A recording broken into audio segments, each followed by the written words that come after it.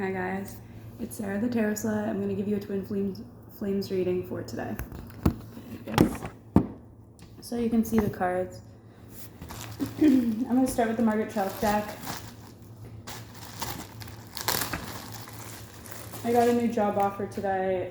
I accepted it, but I didn't technically apply to the job yet. But I still got the offer, so that's how my life is. So I feel like I'm not doing reversals today, so it's like the cards are all out of order, you know. So it's kind of like this ditching. It's like in the shared energy, leaving something from the past, and the past is giving a lot of joy. It's also adding to a sort of hermit mode right now, where they're like the twins are both focused on themselves because they need to do this kind of thing. That's specific. They need to do this thing, but it's involving like a third party situation or extra energies. I feel distractions, could be anything. That's why I want to keep it vague.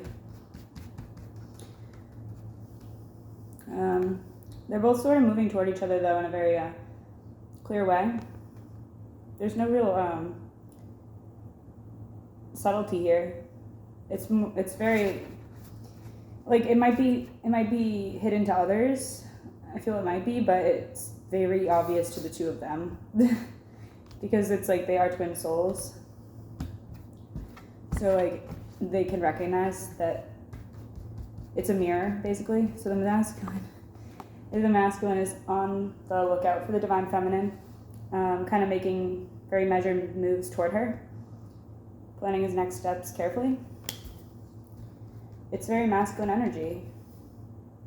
He sees her as in a Four of Wands, Four of Wands usually speaks to commitment, but in this energy here, in this deck, it's like she has everything she needs, like she has all the money and security she needs, but she's just kind of trapped in this solitude.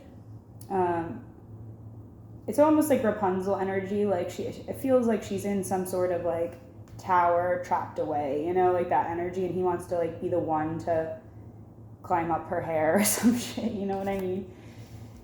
To be like, yeah, I know you have what you think you need, but I could give you something you don't have. Because I'm your emperor and I'm your high priest. Dude, this is very powerful masculine energy coming through today. I've never seen it this intense. Where he's very clear about what he wants. He has he has a plan. He's putting it into action actively. He's in the high priest stepping forward and the emperor. This is super powerful energy to pull together like this. I can't even believe it. I'm almost speechless. Like this is, he's ready, I would say. He's, but he's also taking time to like replenish his own energy, where we saw the hermit coming through earlier. Taking time for himself, also socializing. This used to have a wine glass here, but like kind of got pulled away. So I feel like there's less drinking, but still like that socializing aspect. And then a lot of replenishing. It's about even balance there. The octopus is a symbol here, so it's kind of like octopi are very intelligent creatures. They can shift shape, they change color with their emotions. They can have beautiful love relationships, okay? They can fall in love, and when they do, they actually change like a very intense color. I think it's like light pink or I forget. I used to I don't think I actually had the book, but I read a book about octopi, and they're so interesting. But there's this kind of angry energy in the masculine energy field right now. This is someone who is, I feel, a feminine energy because it's coming up as the Princess of Swords, who is angry, who is sharpening a knife, and it's like she's only hurting herself with that knife, but like she is. Dude, I just feel a lot of angry energy, okay? I don't know. So he's dealing with that right now. And it's like his focus is not really on that Princess of Swords. It's more on this magician, she is legend character, which is the divine feminine. Like a very powerful energy who's also very playful and youthful and fun at the same time, which is a nice balance there. A couple more here. He's keeping his love for the divine feminine secret, but this also speaks to he's probably seeing her in his dreams, about the dreaming of the union they want to have together.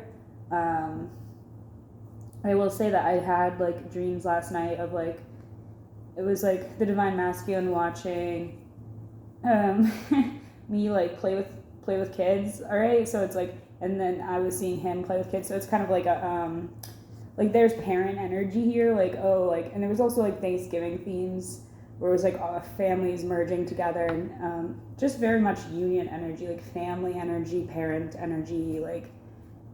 It was mad cute. It's like disgusting to talk about, but that's the justice that's that they don't see coming. Is that they kind of both want the same thing. But right now, the divine masculine is kind of chilling in his own energy, which we saw already, kind of with the hermit and the chevalier of cups and the four of pentacles. He is holding on to the connection energetically, but like very much like focused on his physical world right now. And we just have this echoed again. So yeah, they're spending time in their own energy and just figuring it out. But that's bringing them into their super powerful Emperor energy. All right, I wanted to get some cards for the feminine. I'm gonna use the same deck just because I feel like it was such a masculine energy on that side. So I want to see like what will happen.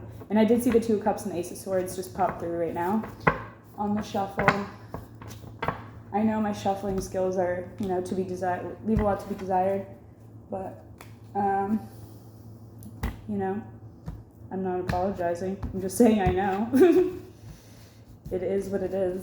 C'est la vie.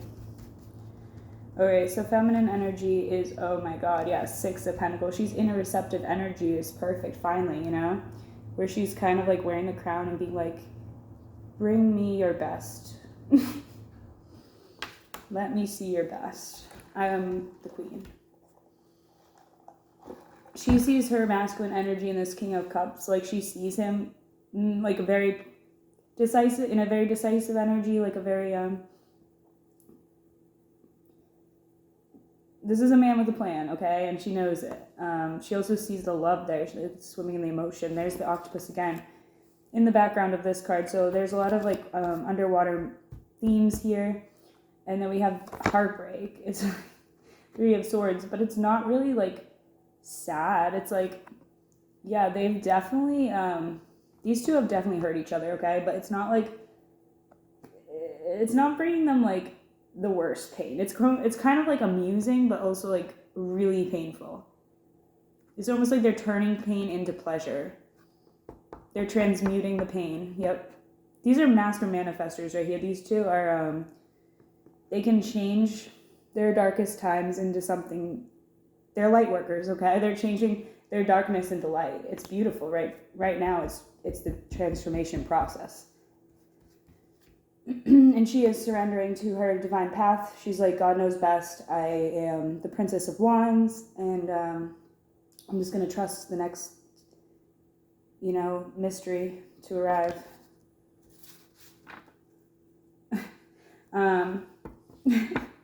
Yeah, she's in love for sure, like in this open-armed energy and the Prince of Cups. Possibly like doing some shopping or something. There's like that energy here, but there's a Nine of Wands. This usually speaks to fear. So she just has to stay on her path, not get distracted, I feel, in this time, because there will be like a lot of distractions popping up. She moves toward communication with the divine masculine. Yeah, there's devil energy. There are temptations she's facing right now. Usually this is about sexual options, but actually these ones have cups, Three of Cups. So it's like, it's just other energies that just aren't quite... The devil feels a little bit more like... temptations to be like a player as she was in the past, I feel, but she's having to level up from that and that like version of herself and kind of just going with like what gives her the most pleasure and working hard on her future and staying focused. Ace of Swords. So it is good. It's good.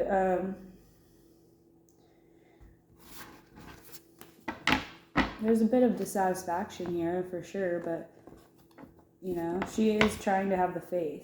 And yeah, she's also in that same Four of Pentacles energy, chilling out by herself as she just like leans into the self-love at this time.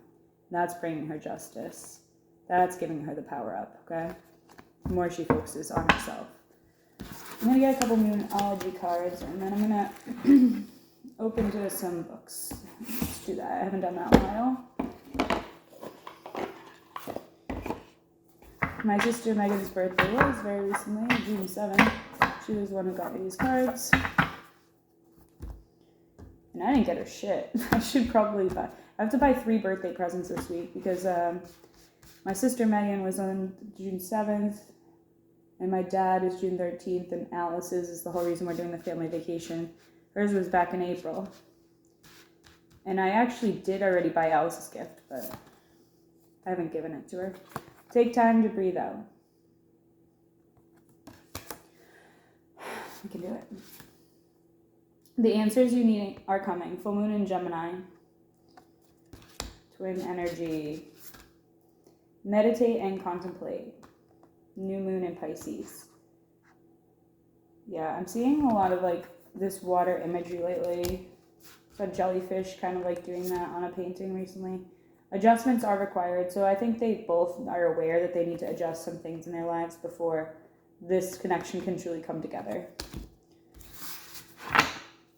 Hold your vision. That's kind of what the feminine's main message was in this reading. Like, don't get distracted. Stay focused. Fixed moon.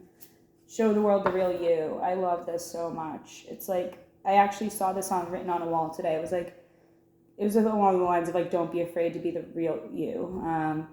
Show the world the real you. Full moon in Aquarius, okay? Because the right person will love you for who you are. And like, if you're not being your authentic self, then like, you're probably gonna get another karmic partner or someone who's not quite matched to your energy. Believe in the impossible. Blue moon. I'm hearing that song, dark blue. Have you ever felt alone in a crowded room? Well, I'm here with you. Coldplay, I think. And step out of your comfort zone, all right, man? You might always be doing this, but there's still a way to push the envelope a little bit further. All right, we're gonna get a random page from Local Wonders by Ted Kooser. I've been sitting outside, so I was just drawn to this middle paragraph here. This side thing says summer. I actually haven't read this book yet. Ted Kooser is a poet, very famous in Nebraska. I have been sitting outside tonight getting the very old news from the stars. What happened to them 100 million years ago? I followed their lesson, of course, and now I ache all over from being reminded of how small and insignificant I am, that life is as brief as a spark, etc. The universe is always so patronizing, like a high school guidance counselor, like Woodrow Wilson looking down on the world through twinkling glasses, pursing his lips, knowing his history. Compared to the dreary life of any star, flaring up to collapse into nothing, my life is rich with happenings. For example, a bat like a small black rag has been fluttering back and forth through the yard light all evening, harvesting the stars of tiny moths, catching one tiny star in its teeth with each pass. They jerkily fly this way and that, but they can't escape this hungry little piece of darkness. Local Wonders. Dude, I just opened to the page that says the title in, and I was drawn to this one. Dude, I swear I'm so psychic. I love that. Like, that is where the title was taken from. That one line I read. Okay, so anyway, that reminded me while I was reading about time a bat came into the Zubar comedy show. Was flying around during someone's set, and it was way funnier than all of their jokes. I love bats. All right, this is called Shapeshifter. I actually wrote this one, and this is the original one, okay? Because I came out with a second edition, and I had changed some of the poems, but this is like the OG copy, and I only have one left. But you can see like, wait, is it the OG copy? Yeah. I can tell because of the dedication, because I actually took a lot. Originally, I dedicated to a lot of people, and then like some of those people ended up being like not so much my friends, so I took them out in the second edition. I was just like, fuck it. Still all the love, but you know. This is from Shapeshifter.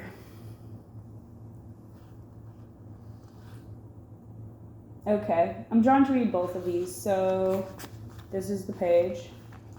When did eating cows become a symbol of masculinity? I meet cows from a past life. They tell me I'm one of them. A tired farmer announces the date of my slaughter. I have never been on a date. Naturally, I'm nervous.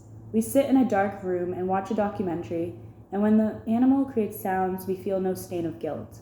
I make you make noises, and we feel no shame. You are a newborn calf grazing. I tuck daisies behind your ears. Okay, and this one's called Climate Change. A boy bakes me breakup brownies with pot nurtured in an illegal closet. I believe in love at first bite. I don't know why I said last. All of the polar bears begin searching for cheap rental apartments since the ice caps are foreclosed. I didn't jump off a cliff twice for nothing. Did it for the photo, and the photo came out like shit. I'm gonna read one more. Sound effects.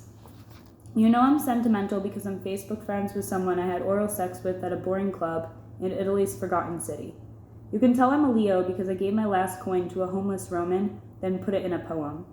When no one's watching, do you skip around naked? I hope you did yesterday.